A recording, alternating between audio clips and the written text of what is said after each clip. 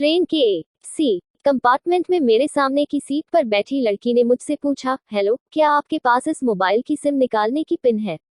उसने अपने बैग से एक फोन निकाला। वह नया सिम कार्ड उसमें डालना चाहती थी, लेकिन सिम स्लॉट खोलने के लिए पिन की जरूरत पड़ती है, जो उसके पास नहीं थी। मैंने हाँ में गर्दन हिलाए और अपने क्रॉस बैग से पिन निकालकर लड़की को दे दी। लड़की ने थैंक्स कहते हुए पिन ले ली और सिम डालकर पिन मुझे वापस कर दी। थोड़ी देर बाद वो फिर से इधर उधर ताकने लगी। मुझसे रहा नहीं गया। मैंने पूछ लिया, कोई परेशानी? वो बोली, सिम स्टार्ट नहीं हो रही है। मैंने मोबाइल मांगा, उसने दिया।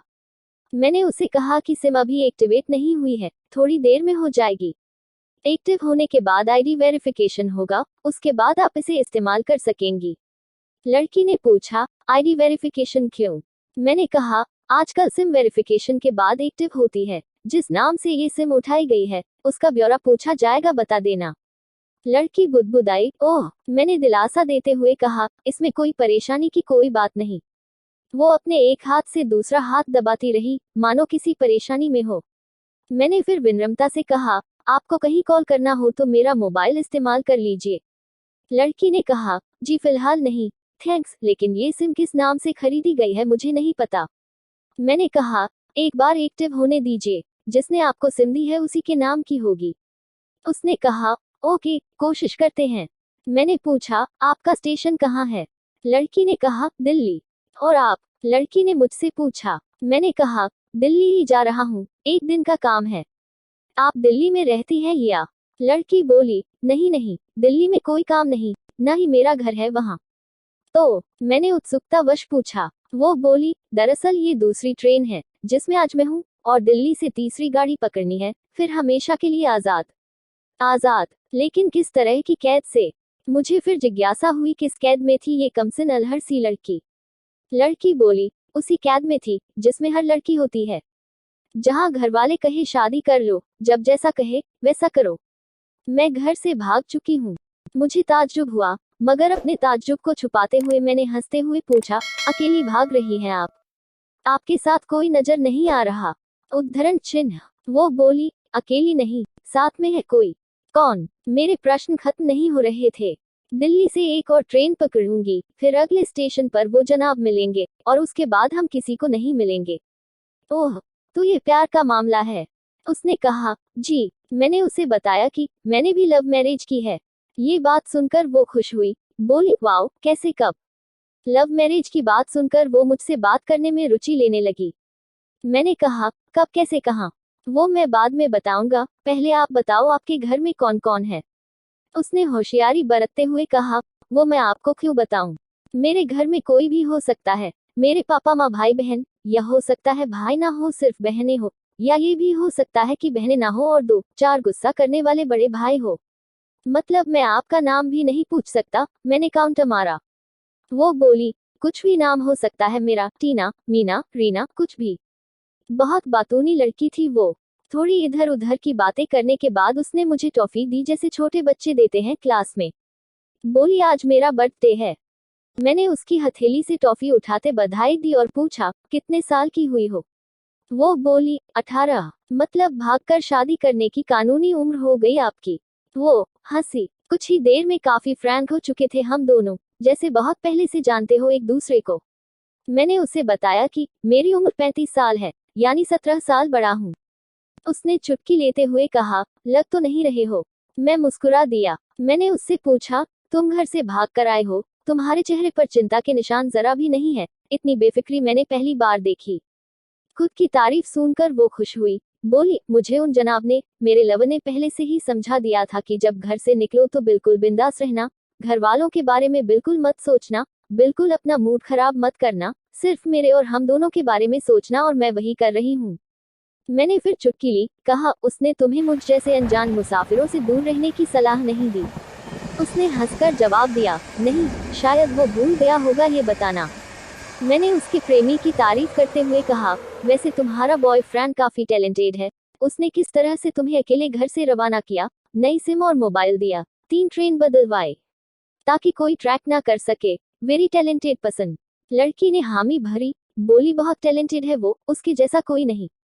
मैंने उसे बताया कि मेरी शादी को 10 साल हुए हैं, एक बेटी है 8 साल की और एक बेटा 1 साल का। ये देखो उनकी तस्वीर।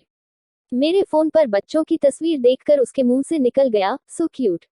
मैंने उसे बताया कि ये जब पैदा हुई तब मैं कुवैत में था, एक पेट्रो कंपनी में बहुत अच्छी जॉब थी मेरी, बहुत अच्छी सैलरी थी। फिर कुछ महीनों बाद मैंने वो जॉब छोड़ दी और अपने ही कस्बे में काम करने लगा। लड़की ने पूछा, जॉब क्यों छोड़ी? मैंने कहा, बच्ची को पहली बार गोद में उठाया तो ऐसा लगा जैसे मेरी दुनिया मेरे हाथों में है। 30 दिन की छुट्टी पर घर आया था, वापस जाना था, लेकिन जा ना सका। इधर बच्ची का बचपन खर्च होता रहे, उधर मैं पूरी दुनिया कमा लूं, तब भी घाटे का सौदा है।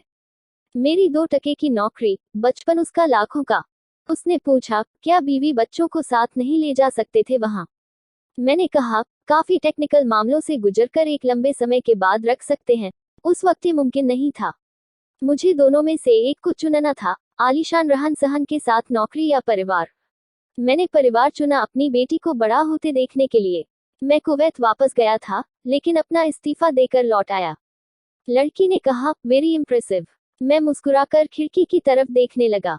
लड़की ने पूछा, अच्छा आपने तो लव मैरिज की थी ना, फिर आप भागकर कहाँ गए? कैसे रहे और कैसे गुजरा वो वक्त? उसके हर सवाल और हर बात में मुझे महसूस हो रहा था कि ये लड़की लकड़पन के शिखर पर है, बिल्कुल नासमझ और मासूम छोटी बहन सी। मैंने उसे बताया कि हमने भागकर शादी नहीं की, और ये भी है कि उसके पापा ने मुझे पहली नज़र में सख्ती से रिजेक्ट कर दिया था। उन्होंने आपको रिजेक्ट क्यों किया? लड़की ने पूछा। मैंने कहा, रिजेक्ट करने का कुछ भी कारण हो सकता है, मेरी जाति, मेरा काम, घर परिवार। बिल्कुल सही। लड़की ने सहमति दर्ज कराए और आगे पूछा, फिर आपने क्या किया? मैंने कहा, मैंने कुछ नहीं किया। उसके पिता ने रिजेक्ट कर दिया, वहीं से मैंने अपने बारे में अलग से सोचना शुरू कर दिया था। खुशबू ने मुझे कहा कि भाग चलते हैं, मेरी वाइफ का नाम खुशबू है। मैंने 2 टूक मना कर दिया। वो 2 दिन तक लगातार जोर देती रही कि भाग चलते हैं। मैं मना करता रहा। मैंने उसे समझाया कि भागने वाले जोड़े में लड़के की इज्जत पर कोई खास फर्क नहीं पड़ता, जबकि लड़की के पूरे कुल की इज्जत धुल जाती है। भगाने वाला लड़का उसके दोस्तों में हीरो माना जाता है, लेकिन इसके विपरीत जो लड़की प्रेमी संग भाग रही है, वो उल्टा कहलाती है। मोहल्ले के लड़के उसे चालू कहते हैं। बुराइयों के तमाम शब्दकोश लड़की के लिए इस्तेमाल किए जाते हैं। भागने वाली लड़की आगे चलकर 60 साल की वृद्धा भी हो जाएगी, तब भी जवानी में किए उस कांड का कलंक उसके माथे पर से नहीं मिटता। मैं मानता हूँ कि लड़का लड़की को तौलने का ये दोहरा मापदंड गलत है, लेकिन हमारे समाज में है तो ये नजरिया गलत है, मगर सामाजिक नजरिया यही है। वो अपने नीचे का होंठ दांतों तले पीसने लगी। उसने पानी की बोतल का ढक्कन खोलकर एक घूंट पिया। मैंने कहा, अगर मैं उस दिन उसे भगा ले जाता तो उसकी माँ तो शायद कई दिनों तक पानी भी ना पीती, इसलिए मेरी हिम्मत ना हुई कि ऐसा काम करूं। मैं जिससे प्रेम करूं, उसके माँ बाप मेरे माँ बाप के समान ही है, चाहे शादी ना हो तो ना हो। कुछ पल के लिए वो सोच में पड़ गई, लेकिन मेरे बारे में और अधिक जानना चाहती थी। उसने पूछा, फिर आपकी शादी कैसे हुई? मैंने बताया कि खुशबू की सगाई कहीं और कर दी गई थी। धीरे धीरे सब कुछ नॉर्मल होने लगा था। खुशबू और उसके मंगेतर की बातें भी होने लगी थी फोन पर, लेकिन जैसे जैसे शादी नजदीक आने लगी, उन लोगों की डिमांड बढ़ने लगी। डिमांड मतलब? लड़की ने पूछा। डिमांड का एक ही मतलब होता है, दहेज की डिमांड।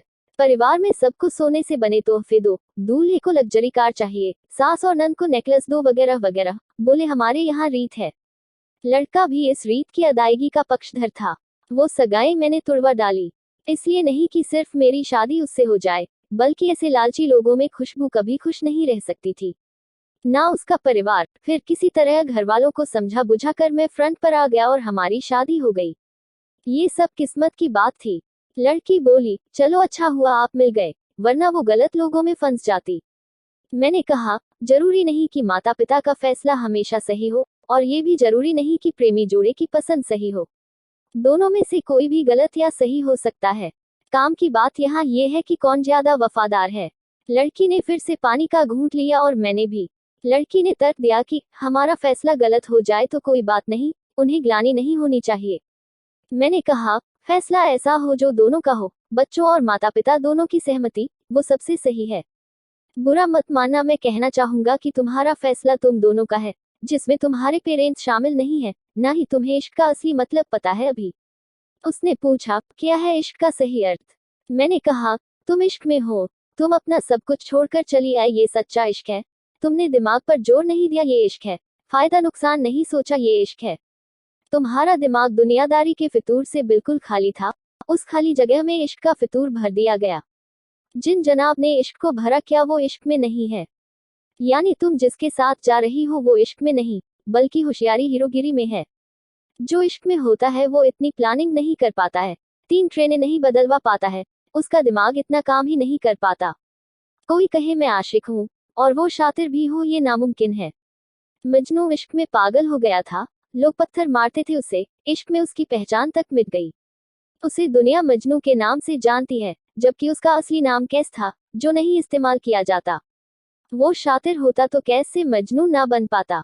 फरहाद ने शीरी के लिए पहाड़ों को खोदकर नहर निकाल डाली थी और उसी नहर में उसका लहू बहा था, वो इश्क था। इश्क में कोई फकीर हो गया, कोई जोगी हो गया, किसी मांझी ने पहाड़ तोड़कर रास्ता निकाल लिया। किसी ने अतिरिक्त दिमाग नहीं लगाया, चालाकी नहीं की। लालच, हवस और हासिल करने का नाम इश्क नहीं है। इश्क समर्पण करने को कहते हैं, जिसमें इंसान सबसे पहले खुद का समर्पण करता है, जैसे तुमने किया। लेकिन तुम्हारा समर्पण हासिल करने के लिए था, यानी तुम्हारे इश्क में लालच की मिलावट हो गई। लकड़ी अचानक खो सी गई, उसकी खिलखिलाहट और खिलंदड़ापन एकदम से खामोशी में बदल गया। मुझे लगा मैं कुछ ज्यादा बोल गया, फिर भी मैंने जारी रखा। मैंने कहा, प्यार तुम्हारे पापा तुमसे करते हैं, कुछ दिनों बाद उनका वजन आधा हो जाएगा, तुम्हारी माँ कई दिनों तक खाना नहीं खाएगी ना पानी पिएगी। जबकि आपको अपने आशिक को आजमा कर देख लेना था, न तो उसकी सेहत पर फर्क पड़ता, न दिमाग पर। वो अक्लमंद है, अपने लिए अच्छा सोच लेता। आजकल गली मोहल्ले के हर तीसरे लौंडे लिपाटे को जो इश्क हो जाता है, वो इश्क नहीं है, वो सिनेमा जैसा कुछ है। एक तरह की स्टंटबाजी, डेयरिंग, अलग कुछ करने का फितूर, और कुछ नहीं। लड़की का चेहरे का रंग बदल गया, ऐसा लग रहा था वो अब यहाँ नहीं है, उसका दिमाग किसी अतीत में टहलने निकल गया है। मैं अपने फोन को स्क्रॉल करने लगा, लेकिन मन की इंद्री उसकी तरफ थी। थोड़ी ही देर में उसका और मेरा स्टेशन आ गया। बात कहाँ से निकली थी और कहाँ पहुंच गई। उसके मोबाइल पर मैसेज टोन बजी, देखा, सिम एक्टिवेट हो चुकी थी।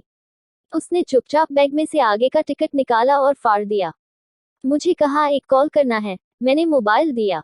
उसने नंबर डायल करके कहा, सॉरी पापा, और सिस्क सिस्क कर रोने लगी। सामने से पिता भी फोन पर बेटी को संभालने की कोशिश करने लगे। उसने कहा, पिताजी आप बिल्कुल चिंता मत कीजिए, मैं घर आ रही हूँ। दोनों तरफ से भावनाओं का सागर उमड़ पड़ा। हम ट्रेन से उतरे, उसने फिर से पिन मांगी, मैंने पिन दी।